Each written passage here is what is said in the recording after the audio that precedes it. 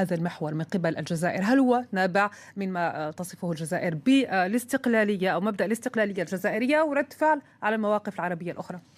أولا موش انضمام، لأنه هذا الجزائر في السياسة الخارجية الدبلوماسية الجزائرية لا ترغب في سياسة المحاور ولا تعمل بسياسة المحاور. طيب تقارب، هو تعاون وتقارب موجود من قبل وليس مستحدث، بل ضيفكم السابق في النشرة الإخبارية تحدث عن المسار التاريخي للعلاقات الجزائرية الإيرانية، وهذا المسار التاريخي تعطل في فترة التسعينات، فترة الإرهاب، ثم بعد ذلك استؤنف من جديد، وهذا التعاون مستمر إلى يوم الناس هذا.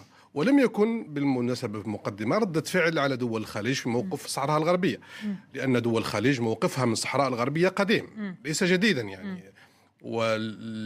يعني كان منذ مدة، والخليج لكنهم أكدوا على هذا الموقف بقوة خلال الفترة الأخيرة. اختيارهم السياسي في هذا منذ فترة، والدليل على أن الصحراء الغربية عضو في الاتحاد الإفريقي، والجامعة العربية لا تتعرض لموضوع الصحراء الغربية منذ نشأتها بسبب موقف دول الخليج منذ نشأتها يعني تاريخيا، وبالتالي لم يكن هذا الموقف موقف جديد ولا يستدعي أي نوع من أنواع. والدليل كذلك أن الرئيس الجمهورية في الفترة نتاع الموقف الخليجي بعث بوزير الدولة ومستشاره الخاص إلى الملك سلمان لشرح وجهة نظر الجزائر التي تتمثل أساسا في أنها لا تؤمن أولا بسياسة المحاور، ولكن تؤمن بضرورة أن تستمر علاقات متوازنة مع كل الأطراف العربية والإسلامية. طيب بما أن هذا التقارب ليس بجديد سيد سليمان شني، لماذا كل هذا اللغط والجدل الذي ثار في الأوساط الجزائرية والحملة التي أطلقها أنور مالك باسم جزائريون ضد إيران؟ لغط إعلامي في بعض الوسائل التواصل الاجتماعي، ولغط بسبب الظروف المأساوية التي يعيشها الشعب السوري.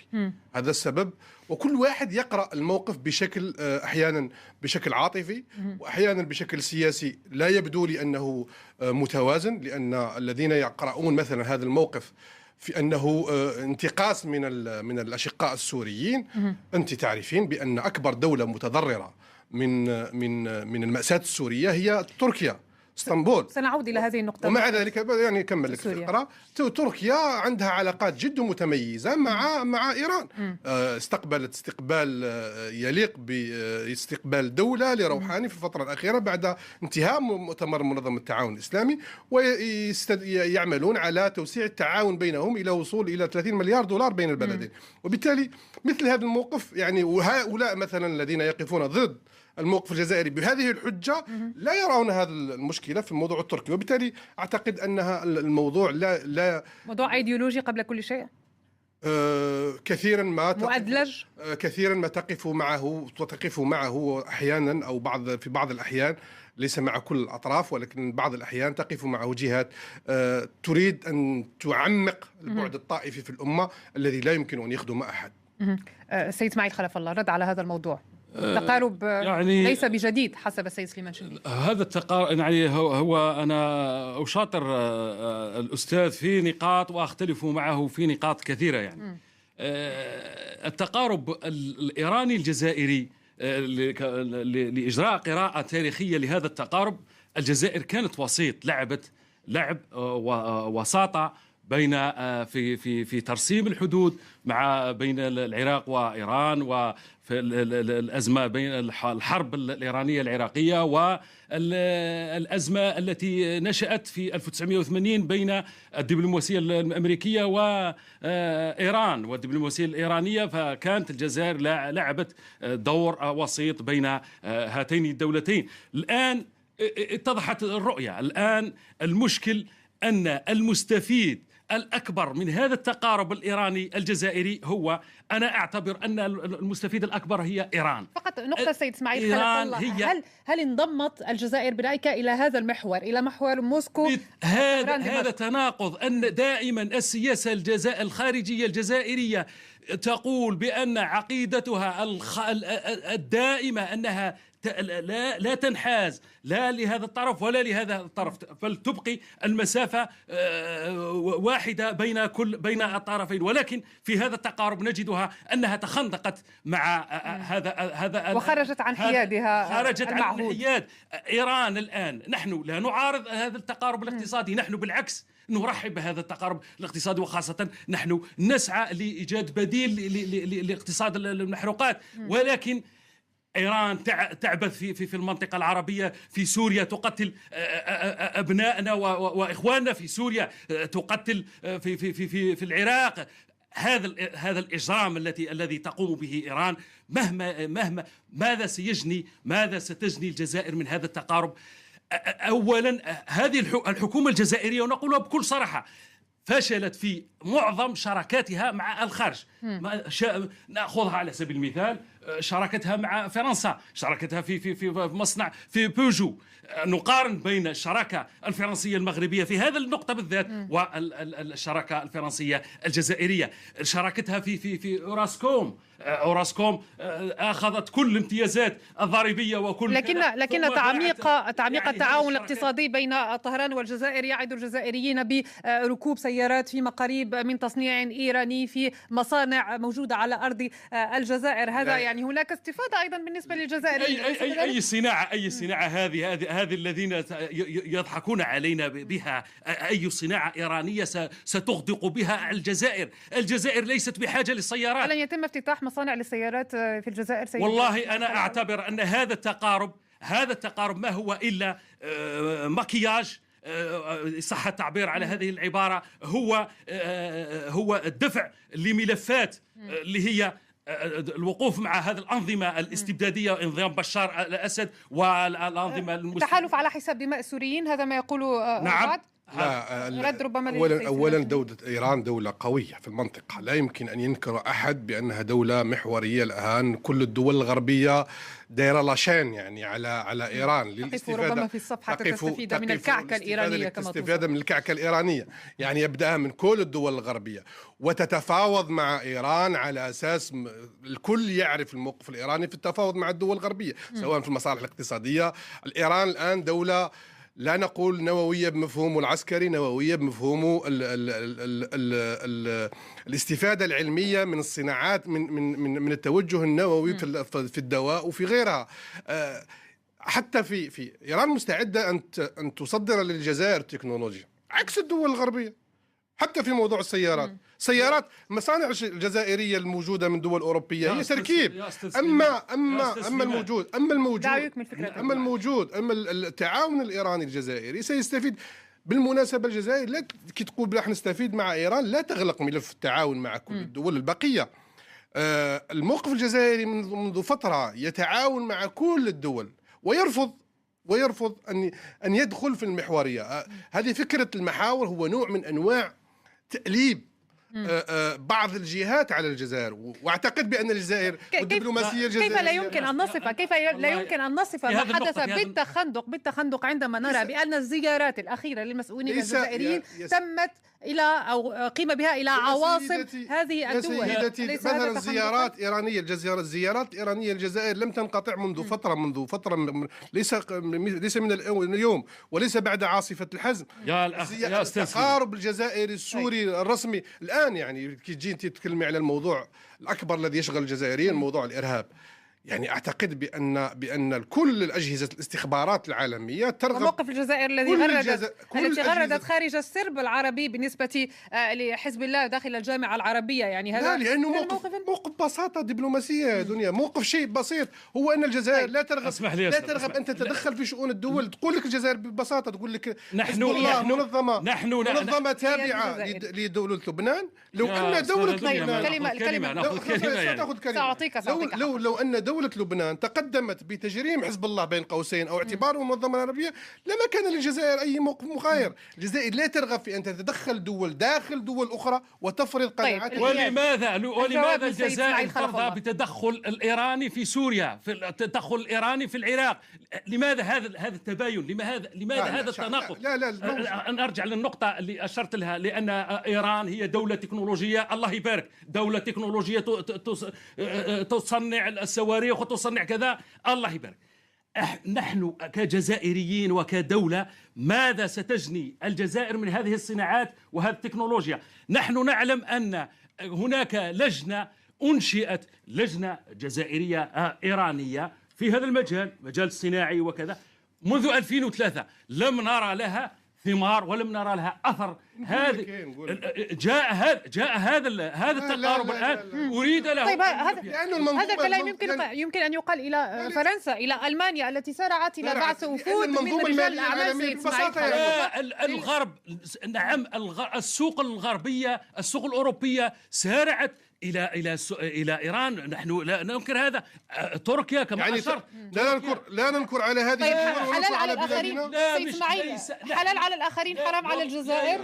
نحن نقول بان الجزائر الكارثه الكبرى اننا سوف لا نجني شيئا. لا نجني شيئا. تخوفات الدول العربيه الموجوده من الموضوع الايراني لا توجد هذه التخوفات في الجزائر.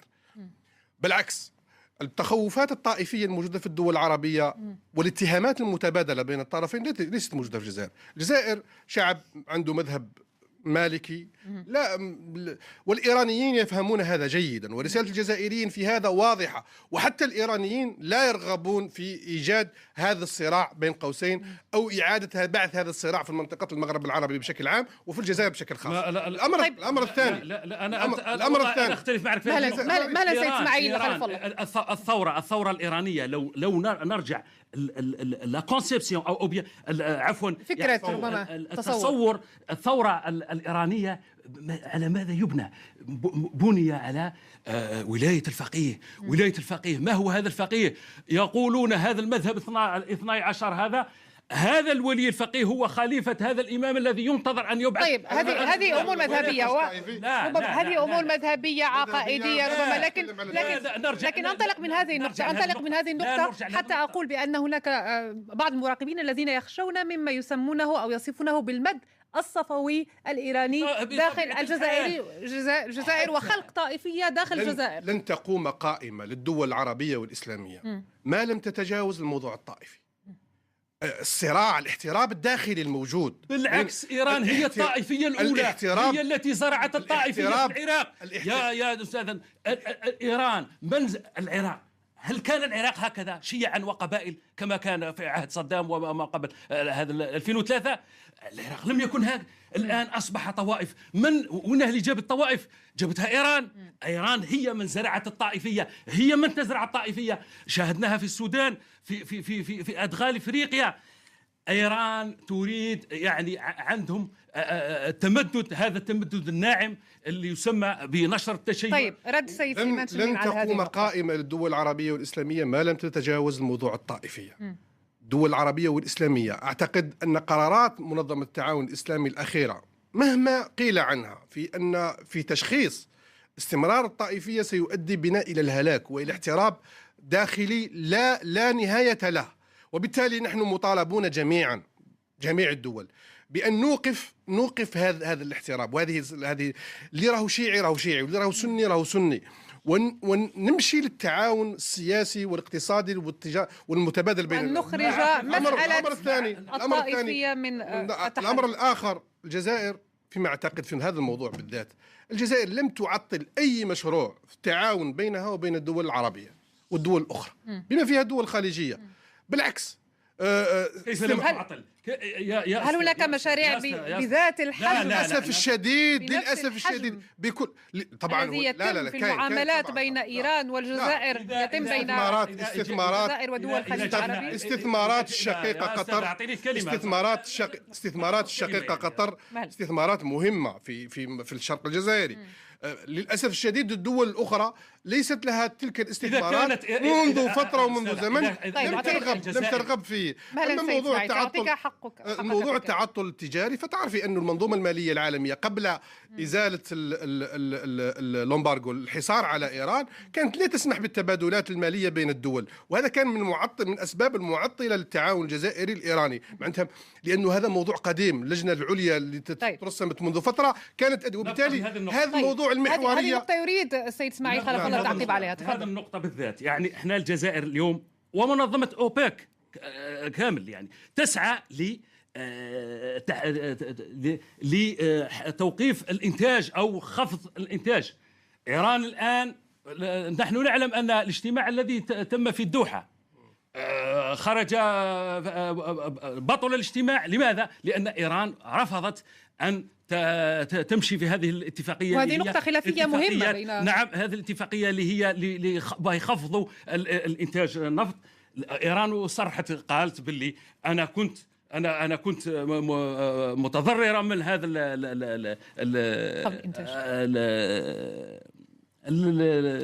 التحجيم، وهي تريد أن تسترجع مكانتها في السوق البترولية، وهي تزيد طاقة تقرير لطاقة. أنا لا أريد أنا أريد هنا أن أدافع عن سياسة بلدي، لا أريد أن أدافع لا على إيران ولا على أي طرف آخر. هذا الموضوع البترول معروف بأن حصة إيران لم تتجاوز لم تصل إلى حصتها في لم تصل إلى حصة، وصلت في شهر لا مليون ونص، وصلت عندها 500,000. هذيك 500,000 باريل لن تؤثر 4 مليون لن تؤثر على أسعار البترول. ومع ذلك نقول بأن مصلحتنا احنا في الجزائر، احنا كجزائري مصلحتنا أننا أن المصالح العالم عالم مصالح، نتوجه إلى حيث نجد مصالحنا لدولتنا وشعبنا. وهو أيضا الأمر بالنسبة للدول الأخرى. ألا تعتبر هذه صفقة خاسرة؟ فقط نقطة مهمة، ألا تعتبر هذه صفقة خاسرة منذ البداية بالنسبة للجزائر، على اعتبار بأن هذه الدول التي تتقرب منها أو تتحالف معها تعرف مصلحتها بالدرجة الأولى، وروسيا مثلا في الآونة الأخيرة تقربت من المملكة المغربية، وهذا أمر أزعج الجزائر نوعا ما. لم يزعج الجزائر لن تنزعج. تعرف الجزائر الدبلوماسية الجزائرية تعرف جيدا بأن أي دولة لها مصالح ولن ترتهن مع الجزائر، خاصة الدول الكبرى لن ترتهن مع الجزائر، وبالتالي يعني مدركة لهذا الموضوع منذ فترة وتتعامل بهذا المنطق منذ فترة. وبالتالي نقول لك بالعكس، لما نجي مثلا في مكافحة الإرهاب، الجزائريون يجدون تعاون حقيقي استخباراتي أمني مع الروس أكثر من اللي يجدوه مع الدول الأخرى في تبادل المعلومات. وبالتالي نحن ماذا قدمت إيران للجزائر عندما كانت الجزائر تحارب الإرهاب؟ بل بالعكس، إيران كانت تمد هناك الجزائر لم يتم تأكد مصلحتها، لكن يعني إذا هذا تقول التقارير أن إيران دعمت بعض الجماعات الإرهابية في الجزائر. حتى تكون كلمة نهاية سأعطيها للسيد إسماعيل خلف الله التي تحسب لأن وقت البرنامج انتهى. من المواقف التي تحسب الجزائر أنها لم ترتهن في أخطاء الماضي في التسعينيات، بل بالعكس صححت الخطأ واستمرت لأنها تنظر بأن مناظر السياسة الخارجية. إسماعيل خلف الله كلمة النهاية. أعتبر أن هذه علاقة التقارب هذه ما ستجري منها الجزائر، والأيام ستكشف أن هذه العلاقات الجزائر ما ستجني شيئا من هذه العلاقة. فإذا يقول بوشوارب يصرح ويقول أن هذا التقارب سيعطينا سيفتح لنا أسواقا في آسيا. إذا خسرنا الدول الخليجية فأي أسواق تفتح لنا؟ طيب، ستكون هذه كلمة ختام. كلمة ختام. وقت البرنامج انتهى، الوقت أزف، الوقت كالسيف إن لم تقطعه قطعك. أشكرك السيد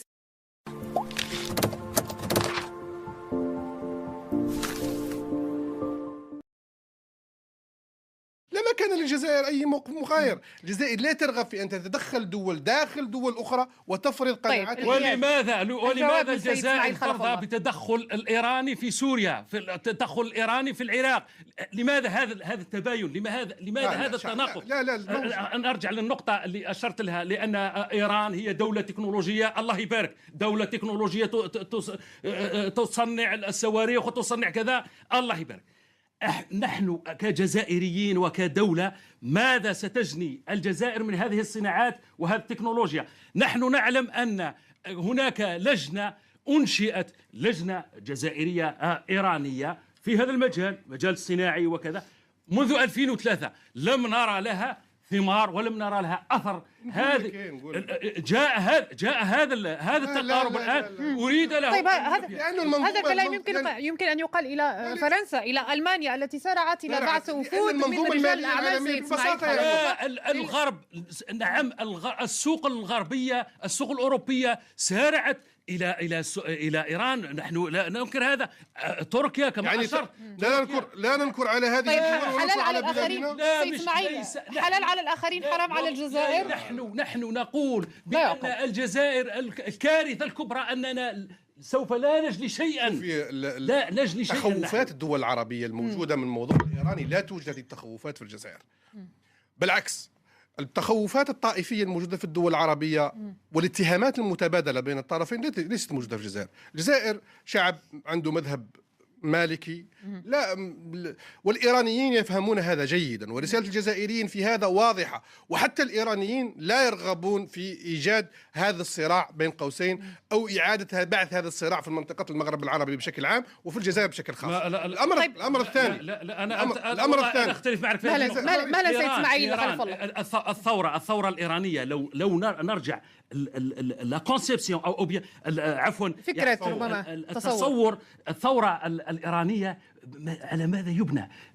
بني على ولاية الفقيه. ولاية الفقيه، ما هو هذا الفقيه؟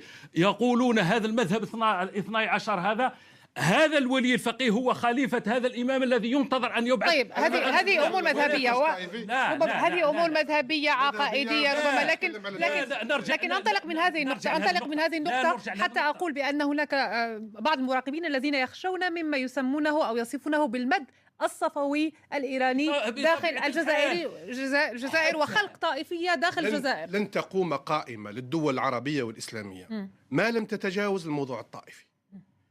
الصراع الاحتراب الداخلي الموجود، بالعكس إيران هي الطائفية الأولى، هي التي زرعت الطائفية في العراق. يا أستاذ، إيران العراق، هل كان العراق هكذا شيعا وقبائل كما كان في عهد صدام؟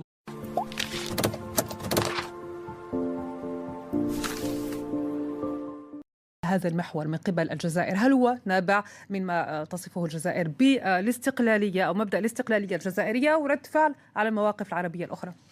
أولا مش انضمام، لأنه هذا الجزائر لا في السياسة الخارجية الدبلوماسية الجزائرية لا ترغب في سياسة المحاور ولا تعمل بسياسة المحاور. طيب تقارب، هو تعاون وتقارب موجود من قبل وليس مستحدث، بل ضيفكم السابق في النشرة الإخبارية تحدث عن المسار التاريخي للعلاقات الجزائرية الإيرانية، وهذا المسار التاريخي تعطل في فترة التسعينات، فترة الإرهاب، ثم بعد ذلك استؤنف من جديد، وهذا التعاون مستمر إلى يوم الناس هذا. ولم يكن بالمناسبة في مقدمة ردة فعل على دول الخليج في موقف الصحراء الغربية، لأن دول الخليج موقفها من الصحراء الغربية قديم ليس جديدا، يعني كان منذ مدة، والخليج لكنهم أكدوا على هذا الموقف بقوة خلال الفترة الأخيرة. اختيارهم السياسي في هذا منذ فترة، والدليل على أن الصحراء الغربية عضو في الاتحاد الإفريقي، والجامعة العربية لا تتعرض لموضوع الصحراء الغربية منذ نشأتها بسبب موقف دول الخليج منذ نشأتها يعني تاريخيا، وبالتالي لم يكن هذا الموقف موقف جديد ولا يستدعي أي نوع من أنواع. والدليل كذلك أن الرئيس الجمهورية في الفترة نتاع الموقف الخليجي بعث بوزير الدولة ومستشاره الخاص إلى الملك سلمان لشرح وجهة نظر الجزائر التي تتمثل أساسا في أنها لا تؤمن أولا بسياسة المحاور، ولكن تؤمن بضرورة أن تستمر علاقات متوازنة مع كل الأطراف العربية والإسلامية. طيب بما أن هذا التقارب ليس بجديد سيد سليمان شنين، لماذا كل هذا اللغط والجدل الذي سار في الأوساط الجزائرية والحملة التي أطلقها أنور مالك باسم جزائريون ضد إيران؟ لغط إعلامي في بعض الوسائل التواصل الاجتماعي، ولغط بسبب الظروف المأساوية التي يعيشها الشعب السوري. هذا السبب، وكل واحد يقرأ الموقف بشكل أحيانا بشكل عاطفي وأحيانا بشكل سياسي لا يبدو لي أنه متوازن، لأن الذين يقرؤون مثلا هذا الموقف في أنه انتقاص من الأشقاء السوريين. أنت تعرفين بأن أكبر دولة متضررة من المأساة السورية هي تركيا، اسطنبول. سنعود إلى هذه النقطة. ومع ذلك يعني كمل لك الفقرة، تركيا عندها علاقات جد متميزة مع إيران. استقبلت استقبال يليق باستقبال دولة لروحاني في الفترة الأخيرة بعد انتهاء مؤتمر منظمة التعاون الإسلامي، ويعملون على توسيع التعاون بينهم إلى وصول إلى 30 مليار دولار بين البلدين. وبالتالي مثل هذا الموقف يعني، وهؤلاء مثلا الذين يقفون ضد الموقف الجزائري بهذه الحجة لا يرون هذا المشكلة في الموضوع التركي، وبالتالي أعتقد أن وما قبل هذا 2003 العراق لم يكن هذا. الآن أصبح طوائف. وين اللي جاب الطوائف؟ جابتها إيران. إيران هي من زرعت الطائفية، هي من تزرع الطائفية. شاهدناها في السودان، في أدغال إفريقيا. إيران تريد، يعني عندهم تمدد، هذا التمدد الناعم اللي يسمى بنشر التشيع. طيب، رد سيد سليمان لن على هذه تقوم النقطة. قائمة للدول العربية والإسلامية ما لم تتجاوز الموضوع الطائفية.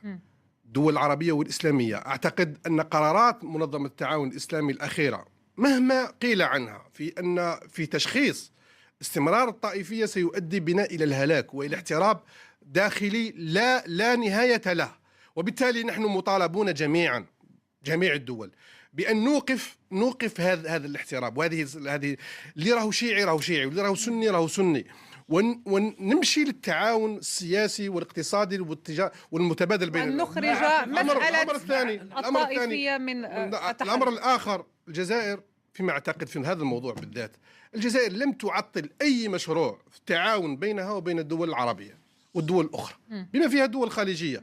بالعكس، كيف لم تعطل؟ هل هناك مشاريع بذات الحجم؟ للأسف الشديد بكل طبعا لا في المعاملات بين إيران والجزائر يتم بين الجزائر ودول الخليج العربي. استثمارات الشقيقة قطر، استثمارات الشقيقة قطر استثمارات مهمة في الشرق الجزائري. للأسف الشديد الدول الأخرى ليست لها تلك الاستثمارات منذ فترة ومنذ زمن، لم ترغب فيه. أما موضوع التعطل التجاري، فتعرفي أن المنظومة المالية العالمية قبل إزالة اللومبارغو، الحصار على إيران، كانت لا تسمح بالتبادلات المالية بين الدول، وهذا كان من أسباب المعطلة للتعاون الجزائري الإيراني معناتها، لأنه هذا موضوع قديم. اللجنة العليا اللي ترسمت منذ فترة كانت، وبالتالي هذا الموضوع المحورية. هذه النقطة يريد السيد إسماعيل خلف الله التعقيب عليها. هذه النقطة بالذات، يعني احنا الجزائر اليوم ومنظمة أوبك كامل يعني تسعى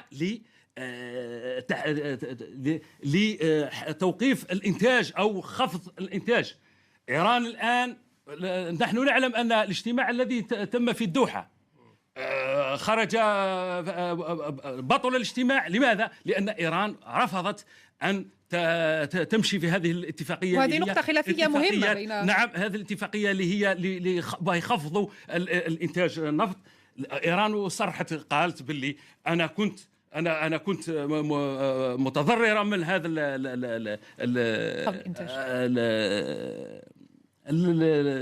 التحجيم، وهي تريد أن تسترجع مكانتها في السوق البترولية، وهي تزيد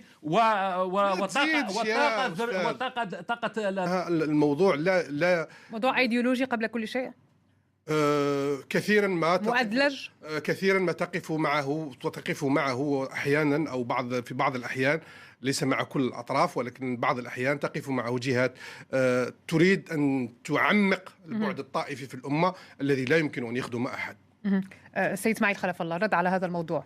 التقارب يعني ليس بجديد حسب السيد سليمان شندي. هذا التقارب يعني هو أنا أشاطر الأستاذ في نقاط وأختلف معه في نقاط كثيرة. يعني التقارب الإيراني الجزائري لإجراء قراءة تاريخية لهذا التقارب، الجزائر كانت وسيط، لعب وساطة بين في ترسيم الحدود بين العراق وإيران، وفي الأزمة بين الحرب الإيرانية العراقية والأزمة التي نشأت في 1980 بين الدبلوماسية الأمريكية وإيران والدبلوماسية الإيرانية. فكانت الجزائر لعبت دور وسيط بين هاتين الدولتين. الآن اتضحت الرؤية. الآن المشكل أن المستفيد الأكبر من هذا التقارب الإيراني الجزائري هو، أنا أعتبر أن المستفيد الأكبر هي إيران. فقط نقطة سيد إسماعيل خلف الله،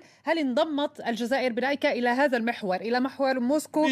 هذا تناقض، أن دائما السياسة الخارجية الجزائرية تقول بأن عقيدتها الدائمة أنها لا تنحاز لا لهذا الطرف ولا لهذا الطرف، فلتبقي المسافة واحدة بين الطرفين. ولكن في هذا التقارب نجدها أنها تخندقت مع هذا وخرجت عن حيادها، خرجت عن الحياد. إيران الآن نحن لا نعارض هذا التقارب الاقتصادي، نحن بالعكس نرحب بهذا التقارب الاقتصادي، وخاصة نحن نسعى لإيجاد بديل لاقتصاد المحروقات. ولكن إيران تعبث في المنطقة العربية، في سوريا تقتل أبنائنا وإخواننا في سوريا، تقتل في العراق. هذا الإجرام الذي تقوم به إيران، ماذا ستجني الجزائر من هذا التقارب؟ أولا هذه الحكومة الجزائرية، ونقولها بكل صراحة، فشلت في معظم شراكاتها مع الخارج. نأخذها على سبيل المثال، شراكتها مع فرنسا، شراكتها في مصنع في بيجو. نقارن بين الشراكة الفرنسية المغربية في هذا النقطة بالذات والشراكة الفرنسية الجزائرية. شراكتها في أوراسكوم أخذت كل الامتيازات الضريبية وكل، لكن تعميق التعاون الاقتصادي بين طهران والجزائر يعد الجزائريين بركوب سيارات في مقاريب من تصنيع إيراني في مصانع موجودة على أرض الجزائر. هذا يعني هناك استفادة أيضا بالنسبة للجزائر. أي صناعة هذه الذين يضحكون علينا بها، أي صناعة إيرانية ستغدق بها الجزائر؟ الجزائر ليست بحاجة للسيارات. لن يتم افتتاح مصانع للسيارات في الجزائر والله أنا أعتبر أن هذا التقارب ما هو إلا مكياج، صح التعبير على هذه العبارة، هو الدفع لملفات اللي هي الوقوف مع هذه الأنظمة الاستبدادية، نظام بشار الأسد والأنظمة التحالف على حساب دماء السوريين، هذا ما يقوله نعم. رد ربما أولا دولة إيران دولة قوية في المنطقة، لا يمكن أن ينكر أحد بأنها دولة محورية. الآن كل الدول الغربية دايرة لاشين يعني على إيران للاستفادة، ربما في الصفحة تستفيد من الكعكة الإيرانية، تستفيد من الكعكة الإيرانية، يعني يبدأ من كل الدول الغربية وتتفاوض مع إيران على أساس الكل يعرف الموقف الإيراني في التفاوض مع الدول الغربييه، سواء في المصالح الاقتصادية. الإيران الآن دولة لا نقول نووية بمفهومه العسكري، نووية بمفهومه الاستفادة العلمية من الصناعات، من التوجه النووي في الدواء وفي غيرها. حتى في إيران مستعدة أن تصدر للجزائر تكنولوجيا عكس الدول الغربية. حتى في موضوع سيارات مصانع الجزائرية الموجودة من دول أوروبية هي تركيب. أما التعاون الإيراني الجزائري سيستفيد. بالمناسبة الجزائر لا كي تقول راح نستفيد مع إيران، لا تغلق ملف التعاون مع كل الدول البقية. الموقف الجزائري منذ فترة يتعاون مع كل الدول ويرفض أن يدخل في المحورية. هذه فكرة المحاور هو نوع من أنواع تأليب بعض الجهات على الجزائر. واعتقد بأن الجزائر والدبلوماسية الجزائرية كيف لا يمكن أن نصف ما حدث بالتخندق عندما نرى بأن الزيارات الأخيرة للمسؤولين الجزائريين تمت إلى أو قيم بها إلى عواصم هذه الدول. مثلا زيارات إيرانية الجزائر لم تنقطع منذ فترة ليس من اليوم وليس بعد عاصفة الحزم. التقارب الجزائري السوري الرسمي الآن، يعني كي تجي تتكلمي على الموضوع الأكبر الذي يشغل الجزائريين، موضوع الإرهاب. يعني أعتقد بأن كل الأجهزة الاستخبارات العالمية ترغب. موقف الجزائر التي غردت خارج السرب العربي بالنسبة لحزب الله داخل الجامعة العربية، يعني هذا لأنه موقف بساطة دبلوماسية دنيا. موقف شيء بسيط هو أن الجزائر لا ترغب أن تتدخل في شؤون الدول. تقول لك الجزائر ببساطة، تقول لك نحن منظمة تابعة لدولة لبنان. لو أن دولة لبنان لو أن دولة لبنان تقدمت بتجريم حزب الله بين قوسين أو اعتباره منظمة عربية